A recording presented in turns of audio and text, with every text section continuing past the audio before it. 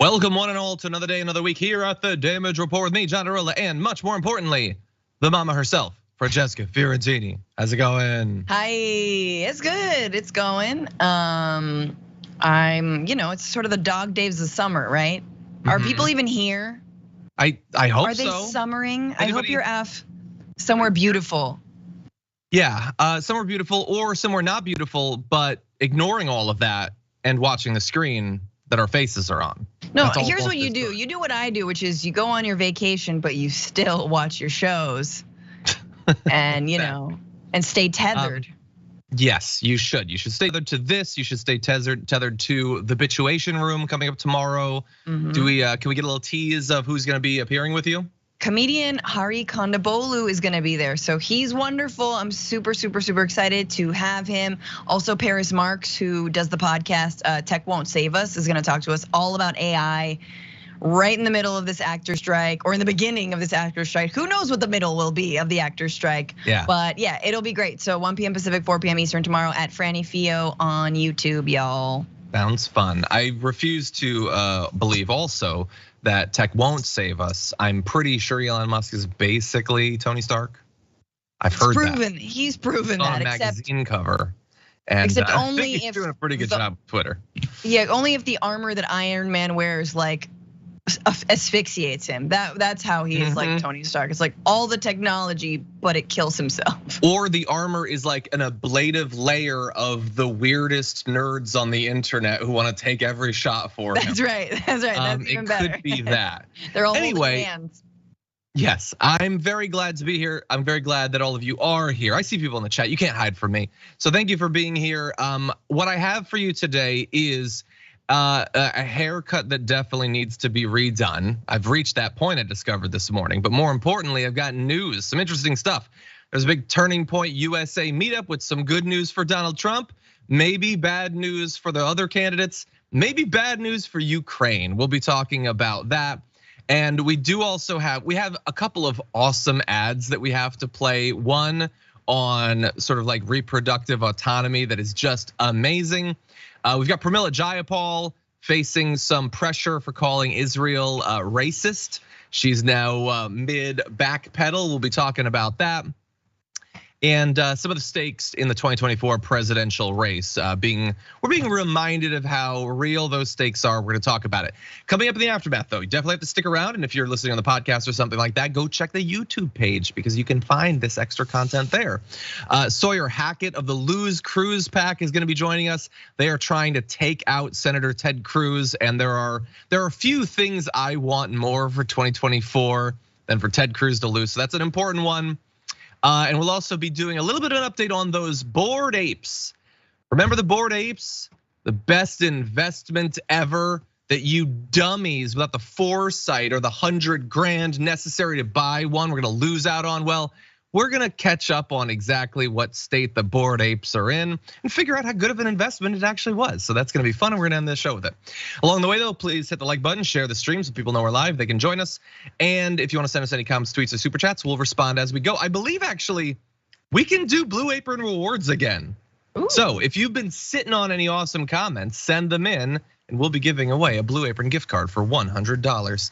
With all that said, Francesca, you ready to do this thing? Okay, well with that, we're gonna start it up.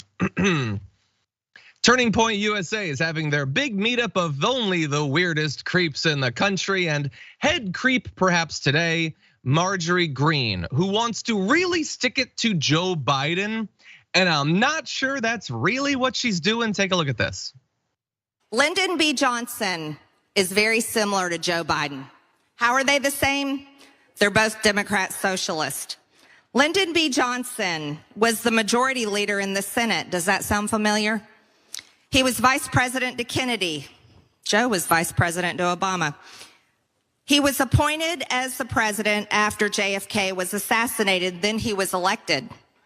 His big socialist programs were the Great Society, The Great Society were big government programs to address education, medical care, urban problems, rural poverty, transportation, Medicare, Medicaid, food stamps, and welfare, the Office of Economic Opportunity, and big labor and labor unions. Okay, so there's a couple of big problems there, as you're probably already able to tell. The more substantive one is when you say he's terrible, he wants to destroy the country, and then you just list all of the most awesome things that particularly conservatives in rural areas would love to have. We'll get to that in just a sec. I want to start off with, though, she apparently figured out what Wikipedia is, like, for the first time. So she was just reading facts about LBJ. Yeah. And she was like, I think the idea was supposed to be, look at all of like the weird overlaps between them, okay? Which wouldn't prove anything except to a conspiracist. But what she decided to do was she listed the things that she thinks are overlaps, but are not. Like she said, he was the majority leader in the Senate. Does that remind you of anyone? No. Well, Chuck Schumer? What point are you making? Biden was never the majority leader of the Senate. He was in the Senate. So is Ted Cruz. What point are you making? And then she's like, LBJ was appointed after this. Yeah, but Biden won the election. That's not a similarity. I don't understand what point you're trying to make about Biden here. And then, of course, this is substance. Where do you want to start, Francesca? Well, I just love when right wingers forget to like red wash Wikipedia before they spout it. You know, like she should have just gone in there and crossed off like Medicare, Medicaid, and things that like the Republican base, just like all American people, are really, really into, and then just went to the unions. She was trying to stick the landing as if like, oh wait, this all sounds good. I mean, yeah, big labor, that's bad, right? Why not talk about like the civil rights movement? You know, that could have helped. And some of the signing in the Civil Rights Act, that would have probably been something that their base at Turning Points is against. But anyway, I don't know. We all learned something. That's good. They learned something. Some facts. Yeah.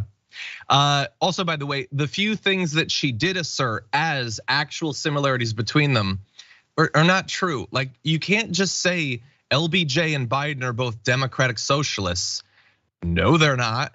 I kind of think you have to ask the Democratic Socialists whether those two men deserve to be a part of that group, and neither of them are. They were both Democrats, I guess. Case proven. They're definitely lizards. I think that's what's going on. But she literally she was saying like Medicaid and like some sort of office of like rural issues. Like this is what people want. Now we're gonna go on to a little bit more of this in a sec, but I do also want to throw out the possibility that one of two things is happening here. It's very easy to just, and most people on Twitter, their reaction is, she's an absolute moron. And look, I get why you might jump to that. I do understand. It is possible that she is just so stupid that she doesn't realize what she's doing here and listing all these positive things. But that's not the only potential explanation. The other is that she is not stupid, she is savvy, and she understands better than we can that even that list of objectively good things is going to be read as a horror show by among the most unrepresentative bodies that can come together in America, which is a Turning Point USA audience. They really do believe none of this stuff should be done. Because after all, those programs that are so popular are popular amongst regular conservatives, regular Republicans. There are no regular anything in that auditorium. Yeah, it's just a bunch of extreme. It's like sad fail sons. Like that's all it is. Who like again, junior college dropouts like Charlie Kirk himself. Like who is in that actual audience? You're exactly right. Again, this is back to the like, oh, MAGA really speaks to the working people. No, they don't. They speak to again boat dads and their fail sons. Yeah, real working Americans are keeling over in Texas because their water breaks were taken away. Those are real working Americans. They are not being represented by the Republicans. That much should be clear. Well, that said, let's see if she can recover in the second half of her little spiel. Let's go to that. LBJ had the Great Society, but Joe Biden had Build Back Better, and he still is working on it. The largest public investment in social infrastructure and environmental programs that is actually finishing what FDR started, that LBJ expanded on, and Joe Biden is attempting to complete: socialism. I wish I could believe any of that. Yes, please, upon a star style, I want to believe that he is actually FDR 2.0, that he is actually like, look, I think that the standards have been set so low by some past Democratic presidents. Clinton, Obama had the ACA, but no massive, broad social spending program aside from that. Maybe Biden, just by virtue of like not a lot of competition, is the next step of the Great Society and FDR's programs and all that, the New Deal. Maybe he is, but she is giving him, I think, at least a good chunk more credit than he deserves. I think that she seems to really buy into the propaganda coming from some of like the most like bought in Biden people. I don't know, does that scare people, Francesca? Like, are they gonna hear what she just said and think that's the thing that needs to be stopped? I feel like she's just like switched teams in this speech and is basically like, I wish Biden could speak like this, like, hey, LBJ, the Great Society, and I have Build Back Better. I'm gonna keep fighting for it. What's so funny about that, also to use it to scaremonger like the Republicans, is that Marjorie Greene and Republicans already killed Build Back Better, along with some Democrats. Let's be real, they just killed it. It's no longer a so-called threat to our, lifting our quality of life. It's dead. He doesn't talk about it anymore. Lyndon B. Johnson successfully implemented the Great Society. I mean, and then there's the American Rescue Plan, which Biden actually was able to implement, by the way, with zero help from Republicans. So I don't know, I'm curious if she continues it and continues to then be like, and we didn't vote for any aid to Americans in the time of global crisis because the pandemic isn't real, except for your uncle's no longer here. Like, I'm just, I don't know, like my brain, but I do kind of feel like people in the audience are like, hey, that sounds kind of good. So maybe, look, they have online brain worse than anyone in the world in all of the worst ways. I get that, like, it is very difficult to not exist in one or more bubbles in the modern era. That's sort of the way things push you. That's the pressure that's put on you. And I am sure that us here, you watching, are in some bubbles. But I mean, their bubble is absolute madness. Like, I'm not gonna both sides the bubbles. Some bubbles are worse than other bubbles, and I think you're seeing some insanity there. But these are look, these are the most popular programs ever, like Medicare and Medicaid. You talk to any Republican, you're like, do you like Joe Biden? They're like, no. Do you like Medicare and Medicaid? Yes. Did you know Republicans consistently try to gut it and like do away with it, privatize it and whatnot? Oh, yeah. That's it. That's the conversation. And if that was the conversation, they would lose every election, which at the presidential level they basically do. So they don't talk about that. They talk about, whether the candy mascot's effable. I mean, that's why we have the conversations we do as a country. Now that said, I do want to talk about a topic of quite a bit of substance. It's one of the most important foreign policy topics right now. The topic of Ukraine was something that they returned to quite often at the Turning Points USA little meetup. And they actually polled their audience about whether they support aid to Ukraine. And Charlie Kirk was very happy to say that the results were 95.8% said no. When will politicians learn that you can't tell voters what to believe? Well, first of all, if you actually believe that the audience at a Turning Point USA meetup is representative of anything, you're even dumber than you appear on your podcast, Charlie Kirk. But I don't believe that you actually think that. And I also don't believe that you even mean what you're saying in the second half of that sentence. When will politicians learn that you can't tell voters what to believe?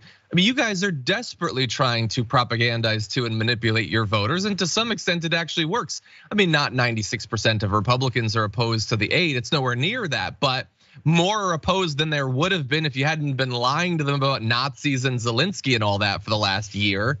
In any event, this position that the most radical right-wingers have on Ukraine is perhaps convenient to Donald Trump, who has, he's been saying for a long time that this war shouldn't happen, that he could just end anytime he wants.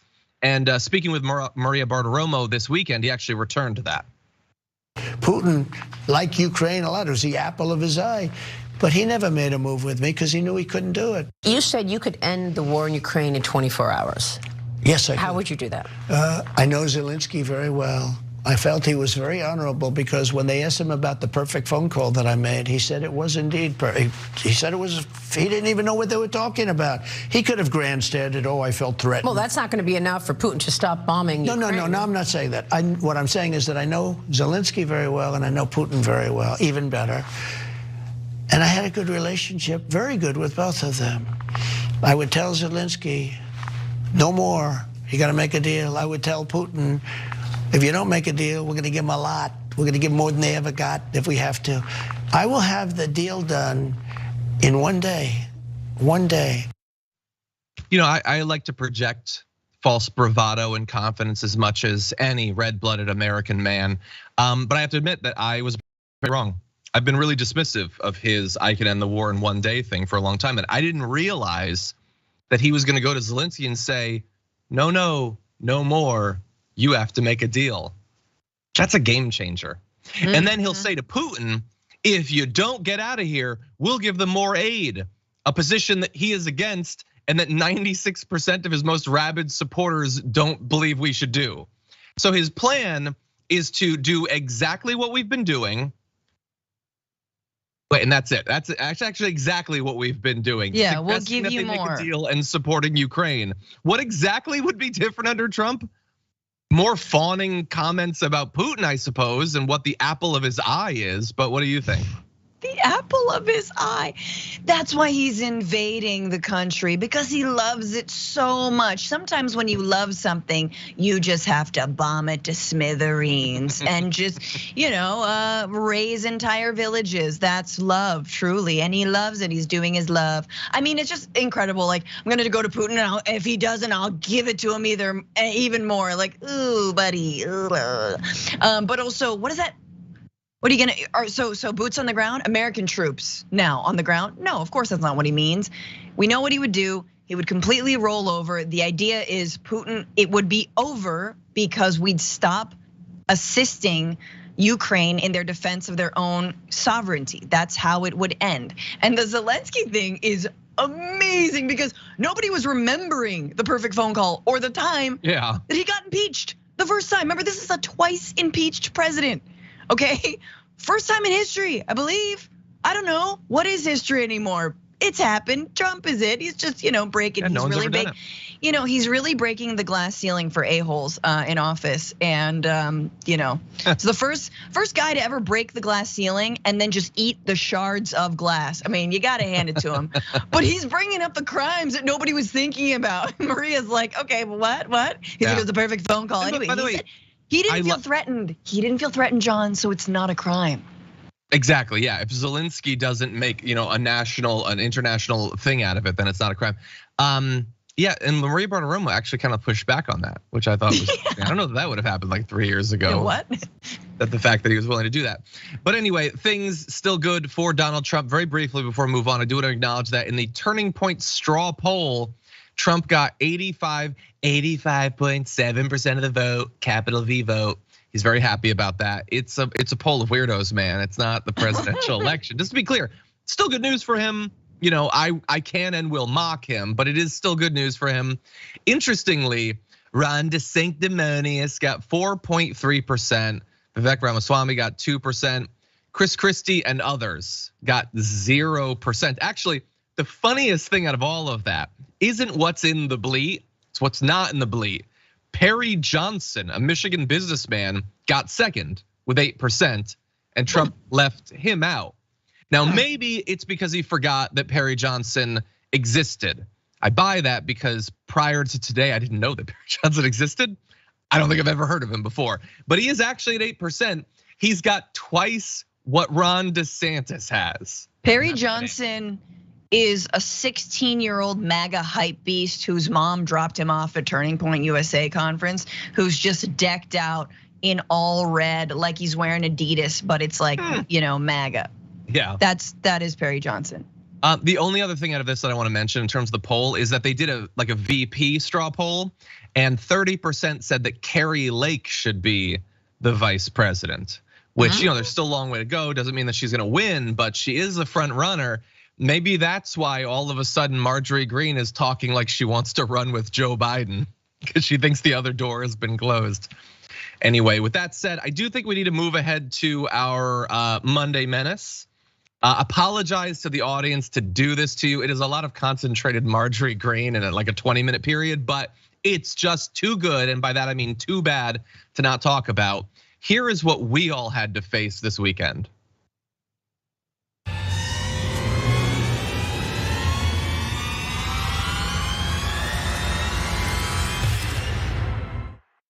The Democrats are a party of pedophiles. They support grooming children. Even Joe Biden, the president himself, supports children being sexualized and having transgender surgeries. Sexualizing children is what pedophiles do to children. MTG, MAGA's MVP.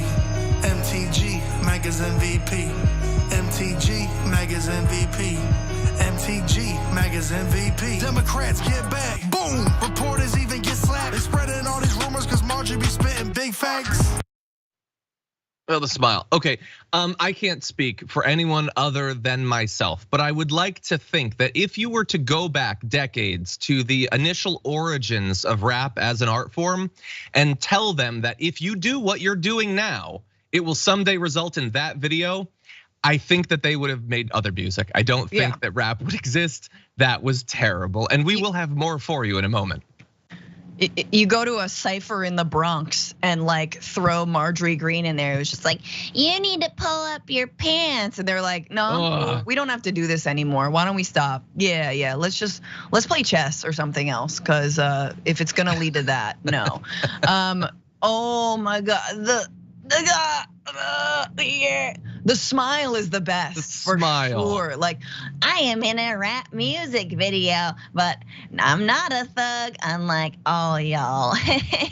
Like, and she greased up her legs. Can we just understand that she put like, she greased up her leg and like, guys, look at her on that dumb like styrofoam gold throne, and remember, she makes $174,000 a year to do that, and they're gunning for a raise. And all she does, John, and we know this, is complain about how ungrateful the American people are, how she doesn't really want to be there, how it's a lot of work for her, and how everyone is corrupt and a pedophile. Yep, 100%, yeah. Yeah, what is she capable of doing in any of these things that she does instead of her job? So she has a Rumble show, she has a podcast, she wants to be in rap videos. My God, does she not want to be a legislator? Don't ever say that this next generation just wants to be on TikTok or whatever, because you're doing the 45-year-old white woman version of being a kid who wants to be famous on TikTok. Yep. But anyway, what can she do? Well, she can sit in a chair, she can sit on a car. That's it. There's no rapping. There's no she sit dancing. on the car? She smiled once. I don't want to sit her on the. I don't want to. Oh no, she's gonna be on the car. Don't worry. Also, look, I'm not gonna try to convince you or the person who made this, whoever that rapper is, that this isn't good. I am fairly certain that they know that. I love that it is filmed entirely in one parking lot. I love that they do shots of him filming her, which I think the idea is supposed to be that he finds her so fascinating or beautiful that he's taking shots. But I think that he was actually one of the cameramen because it was so low budget. I think that's what was actually happening. That makes sense. But anyway, there is more, so let's go to a bit of that. A real businesswoman, AOC's a featherweight, a southern belle, a little hood, watch her shake and bake. Divorce, that's all y'all gotta bring up. Yeah, watch her drain the swamp, cause she know they corrupt. MTG, MAGA's MVP. MTG, MAGA's MVP. MTG, MAGA's MVP. MTG, MAGA's MVP. She's a boss. She don't rock with trans Tifa cause they soft. Them liberal tears can't save you, wipe them off. You know we reppin' 45, he never lost. Yeah, so trans Tifa is soft. You guys, years after the 2020 election, are still pretending that the guy you like won. I mean, if there's anything that's soft, it's being completely unwilling to face reality. Also, is Trump not MAGA's MVP? Is she elevating herself? She's the most valuable. So Trump is second most valuable. But I do want to take back. I said MVP. Ex-MVP, I suppose. I said that she didn't rap, which remains true, but she did lip sync someone saying MVP or MAGA? That was it. That was the entirety of what she was capable of doing in that. What do you think? I mean, I think it's hard, because they clearly had to return those cars at 6 in the morning, and they got a deal for renting them between 10 and 6 a.m. His buddy knew this one dealership, and anyway, but they got to send him back, so they didn't have a lot of time. And they were like, Marjorie, can you do anything else with your face other than that like awful, like I'm sitting next to the Easter Bunny as a third grader smile? And she's like, no, what are you talking about? You know how you do like your ugly face when you're like mad and racist? And she's like, I don't, okay. Anyway, Marjorie Greene video hoe. There we go. That's what she is. Marjorie Greene.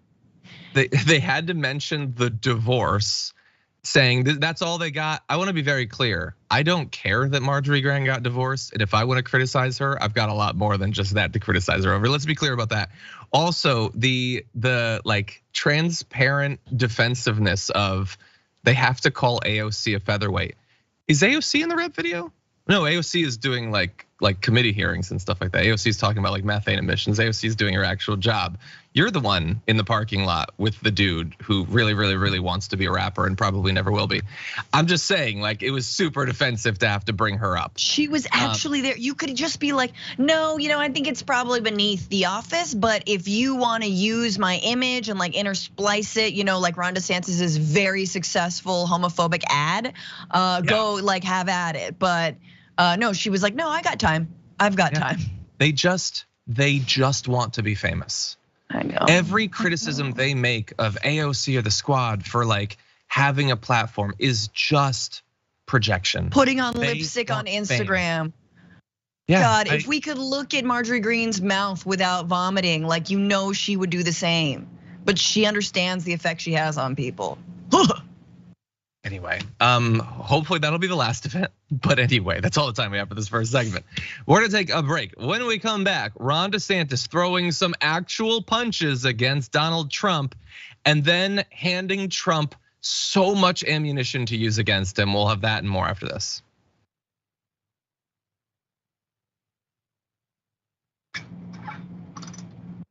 They just want to be famous. They just want a Fortnite skin made of them. That's it. Like they don't want to pass any legislation. They just want to be with that rapper, whoever that is.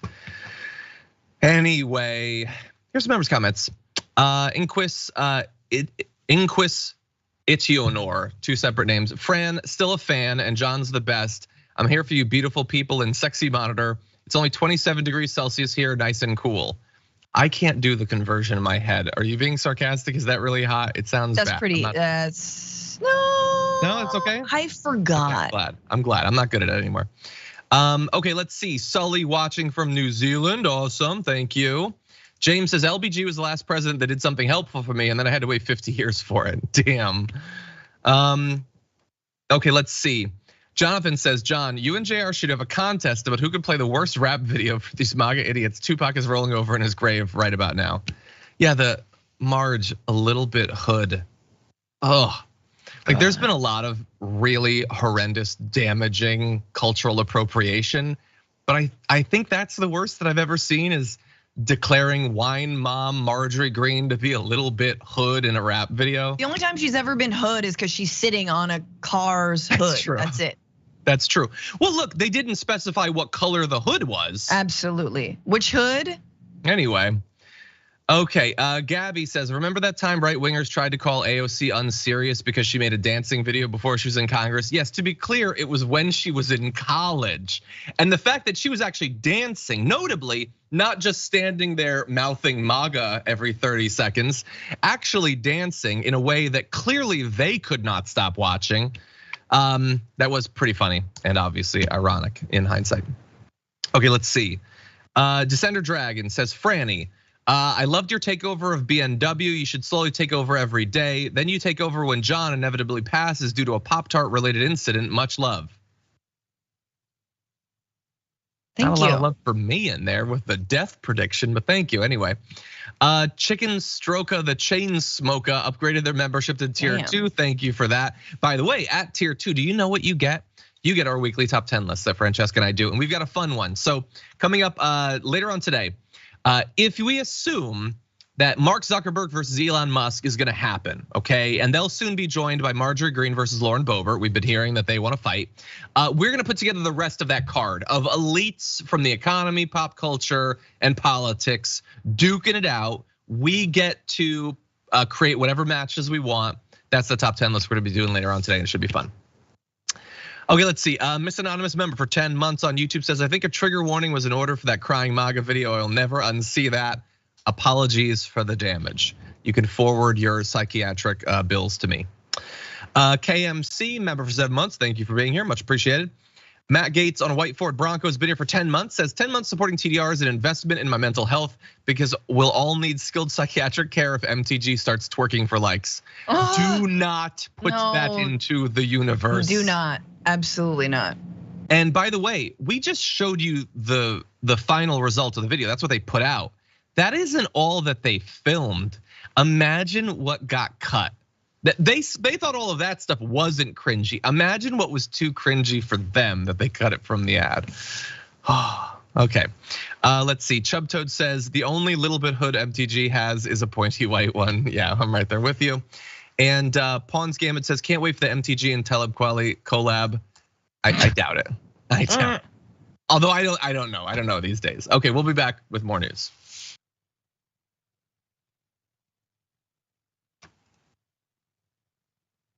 By the way, do not actually forward your psychiatric bills to me. I can't. I was just gonna say, I feel like he's gonna get some. I could use some help. But anyway, with that said, those of you just joining us now, please hit the like button if you haven't already. We're gonna jump into more news, starting with this. Chris Christie, who was on this program a couple of weeks ago, says he's the only one who goes directly at Trump, insult for insult, calling him a coward and so forth. And that the rest of you just dance around for fear of offending him or his supporters. Does he have a point?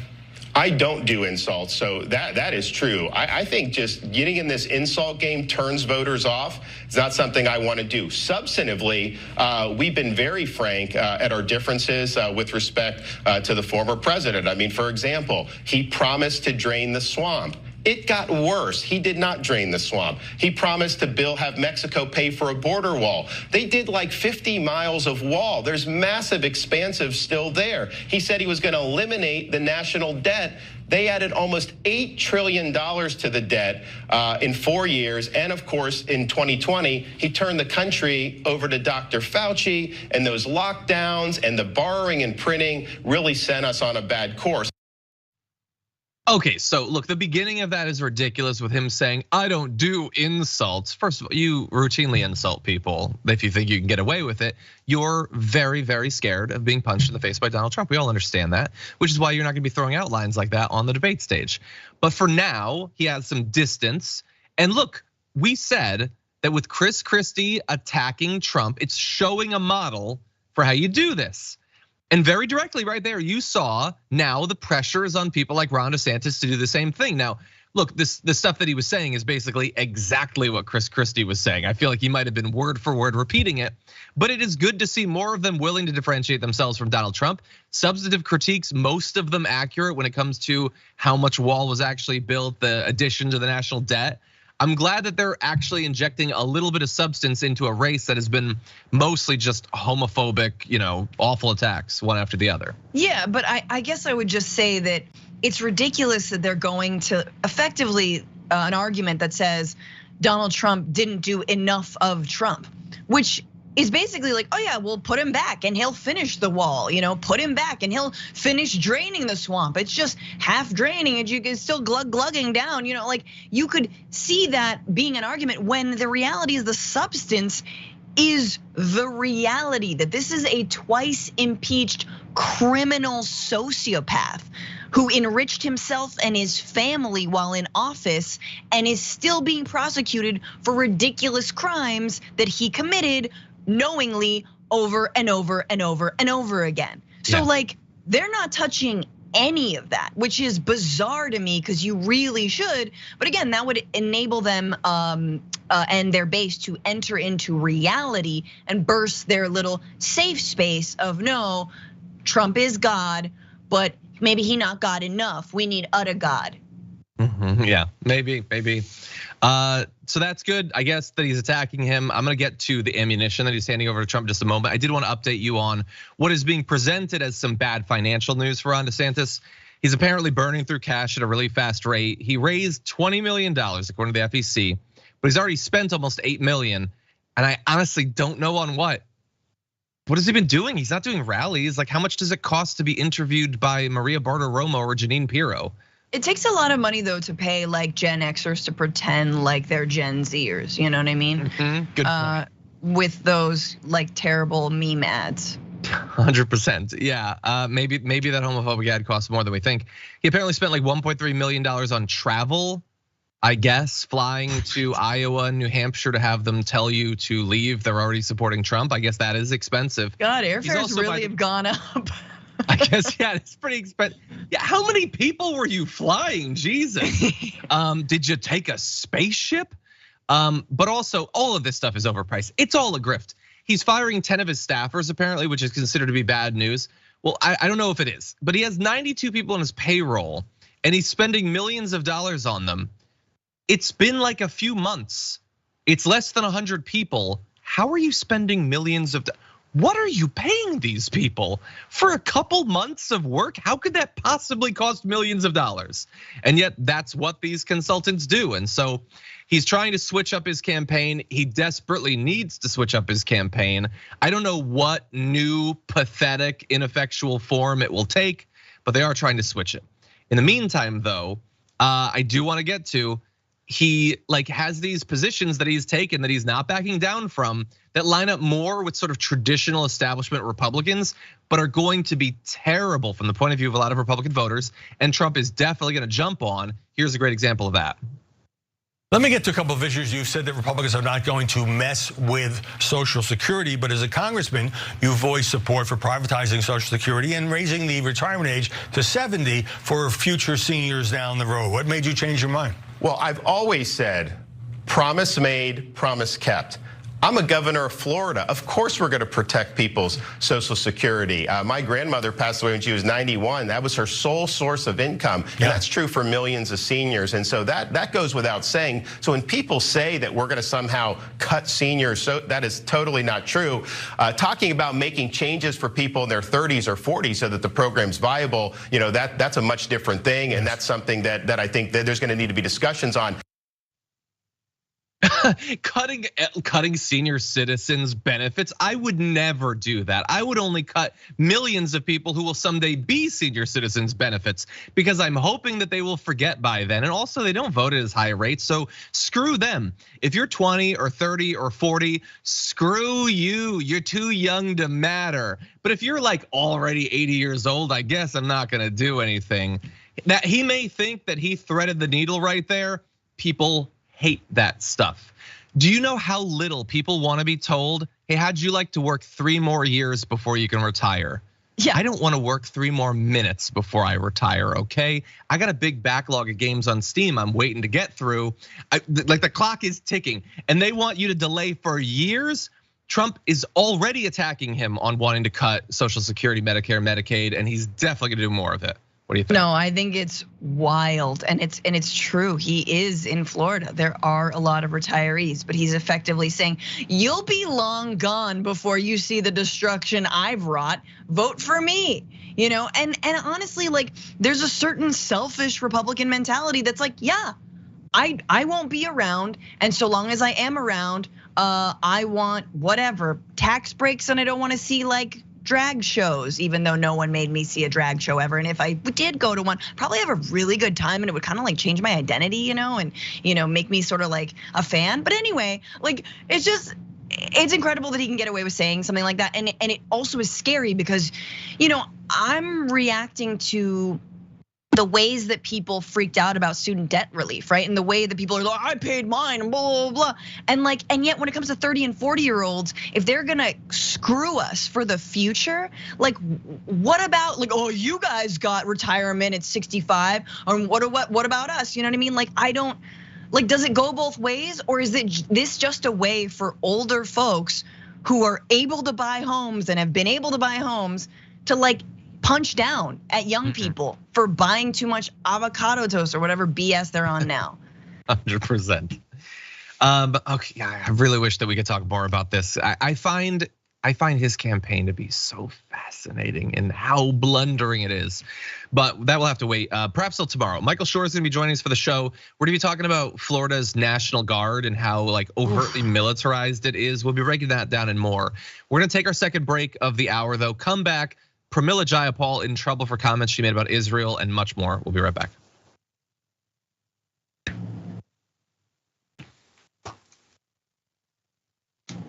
Okay, everybody, let's see what you're saying out there. First of all, I see who is out there. I see you, Abelina Sabrina, in the chat. Thank you for joining us. In reference to the comments about raising the Social Security, the retirement age, their equivalent, basically. She said, look at how the French reacted, LOL. Exactly, that is not what young people, man, you know how bad Biden wants to run on just getting young people to vote. And you're gonna tell all of the young people you need to grind out years more delivering cyber chips for Microsoft. I don't know what the economy is going to be like in 30 years or whatever, but it's going to be a cyberpunk nightmare basically.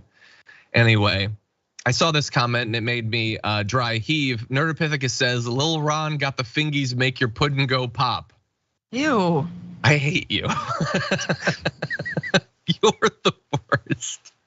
No. But doesn't that make you want to support Ron DeSantis less? Anyway. With that said, Corey Brown with a super chat saying every major program Greene mentioned was Democratic establishment throwing a bone to working class Americans to prevent a groundswell of radical change against the status quo. Biden barely is keeping the damage from bursting, 100%. Let's see, Descender Dragon, thank you again for that super chat. Night Parade Dragon saying stuck in bed with a swollen leg, missing work. Franny, goddess of funny, make me laugh. Does this count as a prayer? I think that's some form of poem, but very nice. I can't do it on command. Hey, clown. Be funny now. I hope your leg is swollen after doing something tight. You know what I mean? I hope you I hope so. I hope so. Anyway, okay. Jet ski accident. Galfar is requesting Discord love and mod love too. You know what? That is only fair. Love to the Discord community and those who maintain it, including Galfar, but also to the mods as well. Thank you. If you're looking for more community, more conversation, you can find it in a million different forms at the TYT Discord. So definitely take a look at that. I'm sure details are being shared in Twitch as we speak. Okay, Tech Nauseated referencing the rap video from earlier says, who is that dude anyway? Post-it note Malone. That's not bad. I only know a little bit about music, but I get what you're saying there. I like it. Okay, the IT Dragons video for 31 months on Twitch. Thank you. Injustifiable for 30 months. It's 30 months. Holy Dragon Fam, the bestest. Hashtag Bezos Bucks. Thank you so much, much appreciated. By the way, everyone, if you're not familiar with Sabrina, often joins us on the shows in the chat right now over on Twitch. Streams and makes videos herself. You should definitely check those out.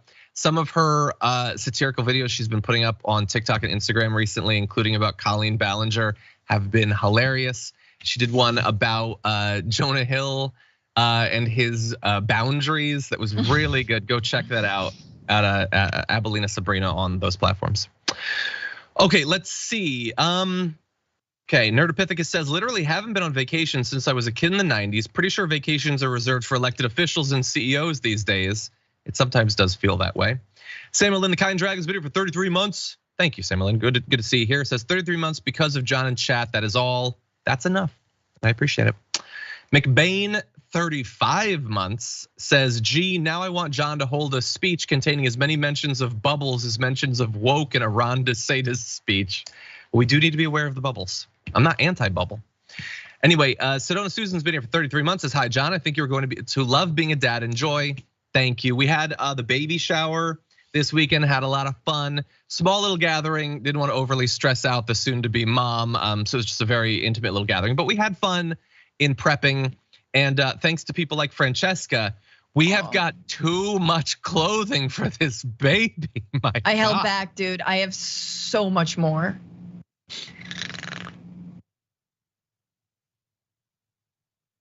Okay, so in that social break, we were talking about how my soon-to-be baby has, like, I don't know how many outfits you're supposed to have for a newborn, I feel like this kid has twice as much clothing as me and my wife combined. Yeah.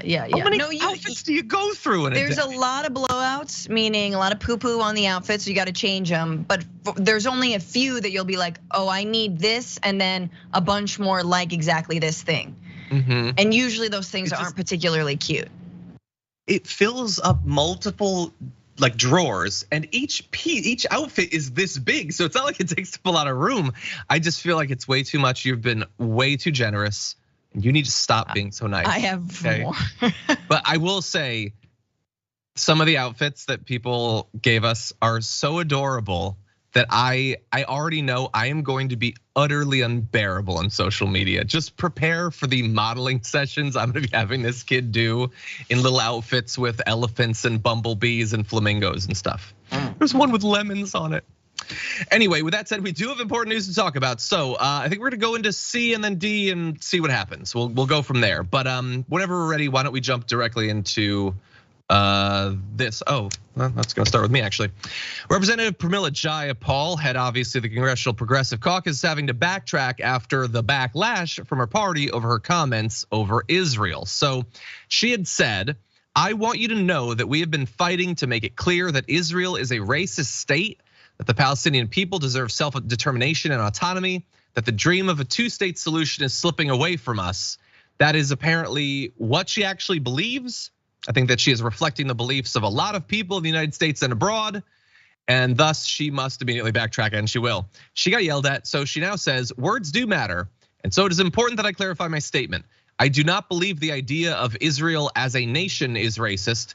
She also added that she believes Prime Minister Benjamin Netanyahu's extreme right-wing government has engaged in discriminatory and outright racist policies. I think that of backtracks, that's not the worst that it could be. Like, she is criticizing his specific government, which I think is always more productive than criticizing a country. A country is not a thing. A government is a thing. A leader is a thing. And she also said, I do not believe the idea of Israel as a nation is racist. She is not saying that the government doesn't do racist stuff, which obviously it does. So she is still backtracking. Bear in mind, she's getting tons of criticism, especially from Democrats. I guess it was gonna have to happen. And if she is gonna backtrack, I suppose we've seen people backtrack way too much in the past, like totally retreating from, I think, a totally fair position. And she hasn't 100% done that, but that said, what do you think about this, Francesca? I mean, I think it's incredibly strong and very, very real and honest, right? Israel is a racist nation. It is a Jewish supremacist nation that actually, ironically, does not treat even the Jews who they give citizenship to equally. If you're Mizrahi or Sephardic, if you're a Jew of color, you do not get treated equally. If you're an immigrant who is also Jewish, you will be summarily deported. So there have been ways that, like, in terms of colorism, definitely racist. In terms of maybe if she's being more specific about xenophobia and religious bigotry and ethnic superiority, which you can shorthand as racism, yes, then yes, Israel is a racist nation. And I would argue, unlike her, that the idea of Israel, if it is to be a Jewish supremacist state, is racist. And we've seen how that has borne out based on the settler project of Palestinian land, right? And bulldozing and occupying and exterminating and displacing millions of Palestinians every single day. It doesn't have to be that way. What I would say is, and I think Pramila should have said, Israel doesn't have to be racist. Israel can be a real democracy. Israel can be a real multi-ethnic, multi-religious place. I don't know if I'm freezing on all y'all, but a little bit, not too bad. That it could be different if the government so chooses. Yeah, and to be clear, sometimes people lapse into shorthand, and I'll allow you to clarify, I'm not speaking for you. It being a nation is not racist. The idea of having a government that has, that is thought of as the home for Jewish people internationally is not racist. And saying that the country, that the government is racist is not saying the people are racist. One of the big issues with the right-wing government of Israel is how unrepresentative it tends to be on many of these issues. It is about leaders, it is about governments, it's about policies. It is not about random citizens or besmirching millions of people or anything like that, at least for me. I can only speak for myself. I don't speak for Pramila Jayapal. She clearly can do that herself. And with that, I do think that we need to move into our next topic. We're gonna be starting off with an ad that is both serious and awesome at the same time. Let's take a look at this in the D block. Do you have a condom? Yeah. No! Sorry, you can't use those. What are you talking about? Who are you? I'm your Republican congressman. Now that we're in charge, we're banning birth control. This is our decision, not yours. Get out of our bedroom. I won the last election. I'm not going anywhere. I'm just gonna watch and make sure you don't do anything illegal. That is chilling, I think. And it's chilling because it's real. I know that we're supposed to pretend that the right isn't actually pushing for this, but we report on it every day. Like more and more right-wing pundits are openly advocating for allowing birth control to be made outlawed, birth control pills, as well as condoms, specifically saying that condoms should not be legal. They're doing the job for us. We know more and more of their politicians are advocating for that. Clarence Thomas certainly seems interested. And so this is the sort of thing that when you go to the ballot box, you should be worried about. And in particular here, what they're talking about is the Ohio ballot board, the amendment for the state issue 1, basically allowing it to be more difficult to amend the Constitution. So it asks voters if Ohio should, quote, require that any proposed amendment to the Constitution of the state of Ohio receive the approval of at least 60% of eligible voters voting on the proposed amendment. Republicans have admitted that this effort is largely to stop abortion from becoming legal, and anti-abortion activists have begun to purchase TV spots for ads supporting passing issue 1. And this is, again, a reminder, as if we needed it, that they know that their positions are not popular. They know that they cannot win. They have no chance of persuading people. They've tried it for half a century. They have failed. So they are trying to lock in extremist positions that they themselves know are wildly unpopular. And so hopefully people in Ohio are paying attention to this and will vote accordingly. That's so incredible. Like, again, it's not enough. Like, white male minority rule isn't enough. The fact that you've got all the money isn't enough. The fact that you've got the tax system rigged in your favor, and then you funnel the money that you saved on taxes back into the political process, that's not enough. You have to say, no backseas on our state constitution. Like, because that's how afraid of voters these legislatures are. It's incredible, the Republican legislatures, like the stuff that they'll go, the lengths they'll go to. And even if states get things on the ballot, even if they pass them, we have seen time and again, whether it's about Medicaid, whether it's about abortion, whether it's about the right for former felons to vote, as in the state of Florida, we've seen state legislatures in red states completely undo the will of the people. So this is just like, we're gonna preempt undoing the will of the people because we're scared of you. And I think that ad is great. I mean, that is exactly what they're gunning for. We all know this is a slippery slope. Just like the any anti-trans legislation is not just about trans people. It is about all gay people. And they say it's not, but of course, that's not true. Yeah, look, I would like to see versions of that ad run all over, like specifically pointing out the next steps in this radical originally anti-abortion, now just, I don't know, they're just going through old episodes of The Handmaid's Tale and looking for something to campaign on. That's basically what it is at this point. They want this level of control over your sex. Literally, are you allowed to put latex on your penis or not? Should not be up to you, it should be up to them. That is their actual position, and that is madness and needs to be pointed out. Okay, now we're gonna talk about the consequences of some of what they've already accomplished. When Roe v. Wade was destroyed by the conservative supermajority in the Supreme Court, we knew some of the damage that would be done across the country. Some of it, though, I think comes as a little bit of a surprise, certainly in terms of severity. Apparently, since the Supreme Court decision, the National Domestic Violence Hotline has seen a 100% increase in calls about reproductive coercion, a form of domestic violence in which an abuser attempts to control their partner's body and reproductive agency. So that can include things like hiding a person's birth control, sabotaging their contraception. Apparently, PBS noted that the hotline is now receiving upwards of 3,000 calls every day, the highest that they've received since they were founded back in 1996.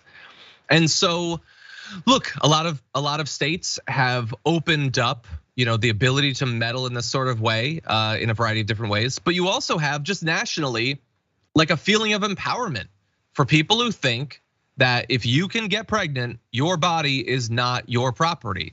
It's mine, or it's your partner's, or whatever. It's simply not up to you. Those decisions will be made by someone else, probably a white male. And that's what they're clearly doing. And we're receiving more and more of these reports. Just insane, Francesca. What do you make of it? Oh, but this is a country that cares about moms, right? Don't you care about moms? The vessels of the wombs which carry the children that may, in fact, be cis males, cis straight white males in the future to reign over us all. And so that's why we need to keep producing them. I mean, I go to a really dark place when I hear these stories, and I think a lot of us do, because it is about control over our bodies. It's not just about politicians' control. It is about handing that control, re-handing that control over to your spouse or partner to wield over you. And yes, utilizing violence. That's what these laws do. Effectively, they're turning your spouse or your partner into agents of the state, that is trying to control your body, and they're giving them a green light to do it. So if we're serious about this, man, we all, and I say that as progressives and leftists, we need to get really real about what we're doing to combat this BS in our daily lives, in our communities, in our workplaces and whatnot, because this is unacceptable. Yeah, 100%. And like after all that the right has accomplished, seeing them take these steps and targeting things, not only birth control, but also, IVF and surrogacy, and just, it's a bunch of really pathetic, scared men just looking for something to meddle in, some new area of control, something that they think will plug the emptiness inside of them that controlling others can never actually cure. And that's what they're doing. And we don't know exactly where it's gonna go. We don't know what they're gonna be running on in a year or in 5 years. But what we do know is they're not simply gonna take the fact that they've been able to outlaw abortion for 50, 75 million people and then just start talking about wages. They're clearly not doing that. They're not talking about, it's not like the next front in, caring about moms or whatever is that, what, we need to take seriously this maternal mortality rate. And we will not rest until it's down to 0. Like, it's definitely not gonna be that.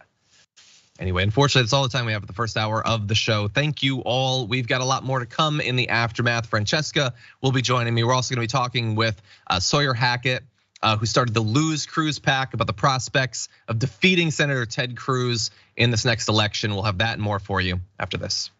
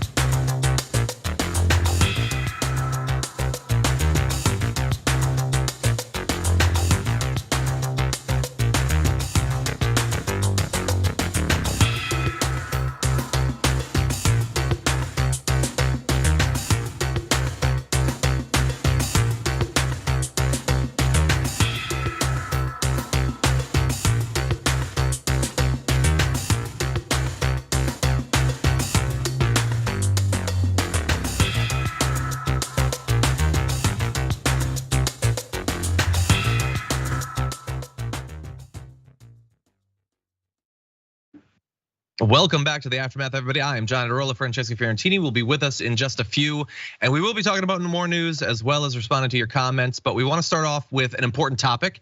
It has to do with the ultimate fate of Ted Cruz. Is his number finally up in 2024? We're going to be talking about that, but we want to start off with a little bit of fun. So buckle up for this. Introducing the Ted Cruz doll collection. That's right, the senator, more focused on Barbie than his own job, now has his own line of toys inspired by his work. You can get Insurrection Barbie, play at the podium as you try to destroy democracy. Try Podcaster Barbie. With your recording studio, you can promote the MAGA agenda. And everyone's favorite, Cancun Barbie. Grab your luggage and hop on a plane to avoid your responsibility.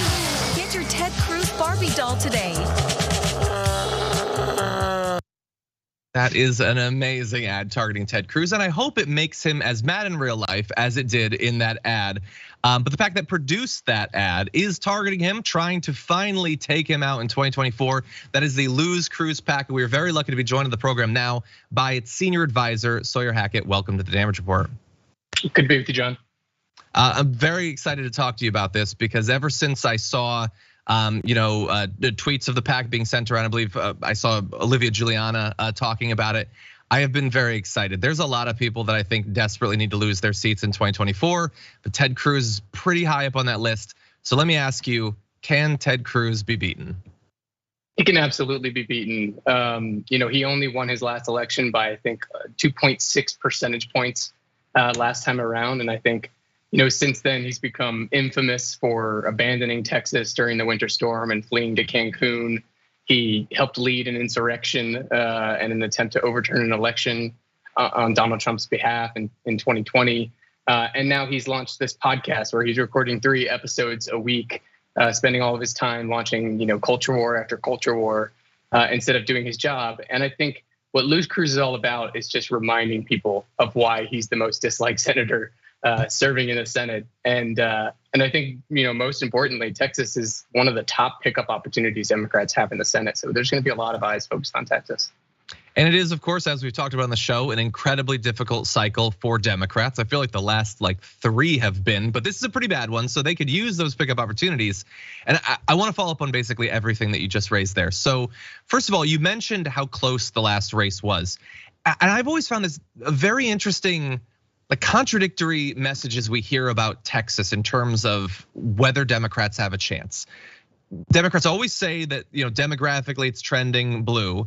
And then inevitably in these governor's races, Senate races, the Republicans win. And so then we're told, well, if you believed it was blue, you're crazy. And yet it was just a couple percentage points. There were much bigger blowouts in the last cycle. So do we think that it's just getting the right candidate? Do we think that it's the right messaging? Is it a few more years of demographic destiny? What is the recipe that's going to finally take him out this time? I think it's all of the above, but I think if you look at the trend over the last few cycles, you've seen that Texas has moved closer to being blue. I mean, I think Beto O'Rourke came the closest to actually winning a major statewide race in Texas, but even the governor's race in 2022, which was not a great showing, I think, by Democrats. I think we, ended up losing by about 11 points. That's still fewer percentage points than we lost in the last governor's race. So every race has inched closer and closer to turning Texas blue. Of course, demographics aren't destiny. We can't just assume that Hispanic voters, for example, are just going to flock to Democrat side if we don't do the hard work of turning them out and convincing them that we have an agenda for them. But I think the demographics are certainly in Democrats' favor. Democrats still do much better than Republicans with Latino voters. Texas has added, I think, something like 5 million new voters since the last time Ted Cruz ran. Wow. Those are primarily young voters and voters of color. Those are not demographics that Ted Cruz is doing very well with. And I think the other major thing, John, is that he's going to have to share a ballot with Trump. And that is going to be toxic for Ted Cruz. And I think there's not a lot of people who are going to be splitting their ballot and saying, Ted Cruz is the reasonable one. I can vote for him, but I can't vote for Trump. No, Ted Cruz is locked in step with Trump in this cycle. And that is going to be really bad for him heading into 2024. I have to say that there's a special appeal to the idea that Donald Trump might be the guy that contributes to Ted Cruz losing after his fawning like phone call, raising money for him and everything. So you mentioned the fact that he's got this podcast. I did not know that he was filming 3 episodes a week. I mean, look, I think that podcasters are the best people. It is, after all, what I spend my time doing, but admittedly less important for democracy than senators, I would think. It seems weird for more and more elected officials to be spending all their time trying to become influencers or gain clout. Like he's got his podcast, Marjorie Greene's got her Rumble show. But what I want to ask you is, it seems crazy to us from the point of view of conservatives in Texas. I mean, do they like the culture war stuff? Would they rather that he spend his time talking about whether Evangeline Lilly is hot or what he thinks about M&Ms rather than legislating? Like, will this actually hurt him amongst the sort of voters that he wants to support him? Right, and I think that that's what we're going to be working on exposing throughout this cycle. He uses it as kind of this place to air out his laundry of culture wars. But really, the Republican Party's obsession with these kinds of things, it's really just a distraction that they have no policy agenda. They have nothing they're trying to promote. They have no bills they're trying to pass. They're just trying to serve as this moral backlash against the culture. And that's what Ted Cruz is all about. He uses it to audition for Fox News so that he can get invited into the prime time to complain about whether it's M&Ms. Last week it's Barbie, which is why we're putting out this ad. It's calling Barbie a communist. Does he think that Texans actually give a damn about Barbie and whether Barbie is communist right now? We have 110 plus degree weather right now that's killed dozens of people in the state. He's not doing a damn thing about it. He's focused on Barbie, he's focused on M&Ms, he's focused on all these culture war issues that do not matter. And he's spending 3 hours a week recording these things, sitting in his studio and just chit-chatting with his friends about whatever grievance he has. And I don't think that it's bringing any new voters to his side this cycle at all. I hope not. And I don't really have a position generally on whether Barbie is communist, but I do know that Margot Robbie's on strike right now. So maybe there's something to it. Anyway, I'm not actually sure. Does your PAC have a position on the actual challengers against Ted Cruz? Like I know there's Colin Allred, Roland Gutierrez. There potentially could be more. Are you generally just focused on the anti-Ted Cruz portion of this, or are you going to be involved in any of the Democratic side? We're primarily focused on just defeating Ted Cruz. And what Lose Cruz is all about is we're this collection of strategists from across the state, folks who have actually worked in progressive politics like myself, and then folks who have even worked for Republicans in the past, coming together to sort of bring all of our skill sets together to defeat this guy and put some creative stuff out there. I think it's going to be an uphill fight. And I think what's really important right now is reminding voters why they dislike Cruz so much. He has spent the last couple of years, again, focusing on these culture war issues, but also trying to improve and brandish his image as this bipartisan senator. He's working with a couple different Democrats on bills right now. And it's actually paid some dividends. His approval numbers have inched up in Texas. His disapproval numbers have largely stayed the same. But what we're going to be focused on is reminding people about why he's the most disliked senator serving. And we do have 2 fantastic candidates who have already thrown their names in the ring. One, a civil rights leader who I happen to work with in my days at HUD, and then another who was kind of the moral voice of outrage after the Uvalde shooting. And both would be fantastic candidates to take on Cruz. Both can raise a good amount of money. We've already seen Ted Cruz being outraised in the last quarter, which is a huge sign that there's still some enthusiasm here for beating this guy. But we're focused on making sure that outrage is highlighted this entire cycle because they have to run their own campaigns and they need some help to make sure that Ted Cruz is still in the news. 100%. And I hope that you have the resources necessary to run as many awesome viral ads against Ted Cruz as possible. One of the reasons I boot up social media these days is to see those sorts of ads. To that end, if people want more information or want to support what Lose Cruz is doing, where can they do that? Yeah, definitely check out losecruz.com. That's our site. You can find all of our stuff there. We're relying on a lot of grassroots support to get the word out and make sure that these ads find the right channels and the right placements across Texas. So that's really important. You can also find us on all our social media channels at Lose Cruz PAC. So you can go check us out there. And then my handle as well is at Sawyer Hackett on Twitter if you want to find my stuff. Awesome. Sawyer, thank you for joining us. Really appreciate it. And good luck. Thanks a lot, John. Appreciate it. Thank you. Have a good one. Okay, everybody, thank you for sticking with us in this aftermath. We're gonna be moving on in just a sec to talking about skiplagging, a term that you might not be familiar with, but you might have actually tried to do it. And if you do it in the future, you could get in some trouble. So we'll be talking about that in just a moment. And then touching base with the bored apes, the ultimate investment opportunity. We're gonna be evaluating those claims. But first, I wanna recognize a few people who sent in messages, or K-Chan, for instance, who's been with us for 36 months on Twitch. Thank you so much. Sonic Screwdragon for 15, Shadow Wolf for 28, thank you. By the way, I saw this comment from Aximom who says, yeah, John, you think you're gonna dress up your kid and take cute pictures all the time, and then you realize you're exhausted, and trying to dress an infant is like trying to put a 3-piece suit on a cat in a bathtub. And then you just put a onesie on and call it good. Is that how it works? Trying to put a 3-piece suit on a cat in a bathtub is the most accurate ever. Yeah, no. Anything that has buttons, you're like, nope, zipper, zipper, zipper. And yes, if it goes all the way up, perfect. Even though when a kid wears pajamas during the day, you're like, this is giving divorced dad vibes, which is totally fine. Divorced dads are dads too, of course, but you know what I'm saying.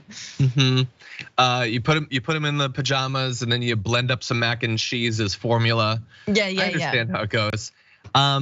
Look, I will likely be too exhausted, but the idea of getting into, is baby cosplay a thing? Like if I was to create like a really awesome like Captain Marvel costume. John, on Halloween, yes. On Halloween, yes. What about every week? And that's how I make it big on TikTok finally. Look, if you can get them into the outfit, then kudos. Without them screaming bloody murder, that's great. Yeah. I was thinking like a Last of Us thing, Baby's Ellie. I think I can make it happen. Put some soot. I can just find a real zombie. Anyway, okay. With that said, I want to read a few more comments that we're gonna jump into. You know what I never do? I never read the awesome reviews that we get on Apple Podcasts, but I really do appreciate them. So look, some of them super nice. Taken for a Fool 2 says, Dragon Daddy, I love this show always and forever, thank you. Zed55 says, one of my regular favorite podcasts, intelligent and humorous, a completely pleasant listen. And then you have stuff like, let's see. Liberal garbage. Yeah, let's see. Kay Ferguson says, this news podcast is no Democracy Now! Or The Daily. Well, no, that's fair. Okay. I don't claim that we are, but you can listen to two different sorts of thing. I like The Daily, it's good sometimes, but anyway. Sorry, we're not on the verge of crying like Michael Barbaro is after every sentence. I don't pick that up, that's interesting. But anyway, Stretch says that we're warmongers and gave us a 1-star review. I don't know exactly which podcast Stretch accidentally listened to come to that conclusion, but anyway, we're gonna do what we do, and we do love the people who do give us 5-star reviews and awesome messages. I enjoy reading them from time to time. Okay, with that said, we're down to just 10 minutes, so I think that it is time for us to jump into this topic. American Airlines has apparently canceled a teenager's plane ticket after catching him skiplagging. It's a thing, we're gonna get into what that means. But basically, he was scheduled to fly from Gainesville, Florida to New York City. But he intended to disembark during a layover halfway between those in Charlotte, North Carolina. I think we have a little bit of video we can put up. So this is what skiplagging is. It's mostly an industry term, but the idea is that a passenger books a flight where the layover is their intended stop, not the final destination. Now, why would you do that? Well, you do that because you've been put into that position by the plane, the airlines, where going to the layover stop and then just ending there is somehow cheaper than a much longer flight. It makes no sense to a regular person, but that is the status quo. And so some people desperately trying to save money on plane tickets that have become more expensive every single year do this skiplagging. There was actually a website, by the way, called Skiplagged that was sued back in 2014 by United Airlines and Orbitz. And the teenager who was punished in this way, and apparently is gonna be banned for 3 years from flying on American Airlines. Oh, come on. Which is either a penalty or a benefit, depending on how you look at it. Anyway, said we've used Skiplagged almost exclusively for the last 5 to 8 years. That's the father saying that was the first time his son traveled alone on a plane. And you might wonder, well, how did they figure this out to even punish the teen? Well, gate employees in Florida doubted that the teenager's final destination would be New York City because he had a North Carolina driver's license. According to the teenager's parents, the teenager was detained by gate employees and questioned as a minor. So their only evidence was that the person took off in Florida, was gonna go to New York, and lives in North Carolina. So it's inconceivable that you would keep flying past. Like, I could be in Arizona, come to LA, and then go to Hawaii or whatever. Like, what is this, the place of the airline to stop this kid? Because he is doing what I think to be the only reasonable thing with the anti-consumer policies of these airlines. I don't know if have you ever done this, Francesca? No, I haven't, but now I'm mad that I haven't, because if it makes the airlines mad, I'm for it. It's ridiculous. Like, what are they losing? So they're like, well, we could have sold that extra leg. I don't know, then do it. Then why don't you lower the price? Like, if you're trying to squeeze more money out of it, it seems like you can, but you already got paid. What's it to you if this person gets off halfway or not? It's ridiculous. It's like if you buy a train fare, or whatnot, and they're like, you gotta stay on. And it's like, who cares? I got off early. That's all this is. And again, it goes to like the broader problem of transportation in this country, which is that yes, it is cheaper for these massive corporations to fly you between massive cities, whereas Gainesville or whatnot. Don't know exactly where he was going, but like North Carolina was out of the way and was a different price point. And if we actually had robust public transportation, maybe a robust train system or network throughout this country that wasn't exorbitant or sort of like a weird splurge to travel on Amtrak, which it kind of is because it's super expensive. We could do this. We could have local transportation and on smaller trips, and not just, and I will say this, not just smaller flights again, which is moving us in the wrong direction when it comes to preventing massive heat waves like the one we're currently in. Yeah, I think, look, I understand, but like, I think we go too far in their direction in accepting that it's out of the way. It's kind of out of the way, but it's not out of the way for that flight, which is going there. Right, exactly. It's going there to then go farther. It was a layover. To go there, so why can't I go there? You're the one that wants to like literally charge more for less flight. That is a you problem. That is not an us problem. And I got news for you. Whether you do the direct or you do the skiplagging, you are paying too much either way, okay? It is way too much. With all the BS they get away with, I'm gonna try not to talk about this for too long, but I had a situation where I had a flight that got canceled, so they do the thing which they only do because it's legally mandated, where they give you like a voucher to go towards a flight, and the voucher is for like $200, and then the fee that they give you for using a voucher is like $180. Jesus. I want to run for office just to destroy the airlines at this point, and you're mad at us because we skip lag? I still paid you for the flight, and for the people that would have sat next to me on the second leg, they now have a better experience, which might defray some of the horrible treatment they're getting from you. I'm doing a public service for you, American Airlines. Why aren't you paying me? Anyway, he's banned for 3 years. Some people have been banned for life for skip lagging. I have considered this in the past. I will say in the future, definitely gonna do this. In fact, even if it's more expensive. I feel like the guy who peed off a drink cart wasn't banned for life. Yeah, they're exactly. like, nah, we can deal with that. Like people who assault flight attendants aren't banned for life. 100%. Skip lagging, come on. Okay, we're gonna move on to one more topic and just, oh my God, we're down to 4 minutes. Is a 90-minute show long enough? I ask you that, America. Sometimes it doesn't feel like it is. Anyway, thank you to everybody out there. I wanna read more of your comments and I will, but I can't read them out loud because we gotta talk about one more topic. Okay.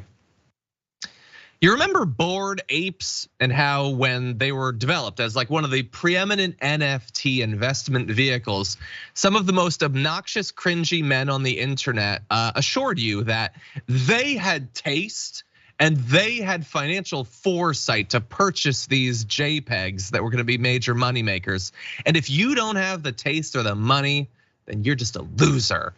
If you haven't seen them in a while, this is what they look like. This is the thing that you should pay tens of thousands of dollars to own, this art. Anyway, it's been a little bit since they were developed, and hey, what do you know? Not necessarily the great financial investment that they were pitched to be. ApeCoin, the currency of Bored Apes maker Yuga Labs' virtual world, has tanked in value, losing 93% of its market cap by last year. Last week, by the way, CNBC reported that singer Justin Bieber's Bored Ape, once valued at $1.3 million all of a year ago, is now worth about $60,000. The Bored Ape that Steph Curry owns, that has dropped to under a third of its original $180,000 value. And I don't know how much exactly Paris Hilton and Madonna's Bored Apes have dropped in value, but I do know that they filed a class action lawsuit against the company because they feel that they've been defrauded, not only by the Bored Apes manufacturer, but particularly by other celebrities who have promoted the NFT without saying that they're being financially compensated by the company, which I just want to forewarn our audience.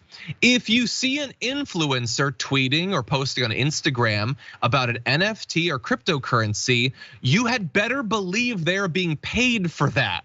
They are not simply doing it because they're an enthusiast. They received some of the currency, or they received one of the NFTs, or they received an investment in it.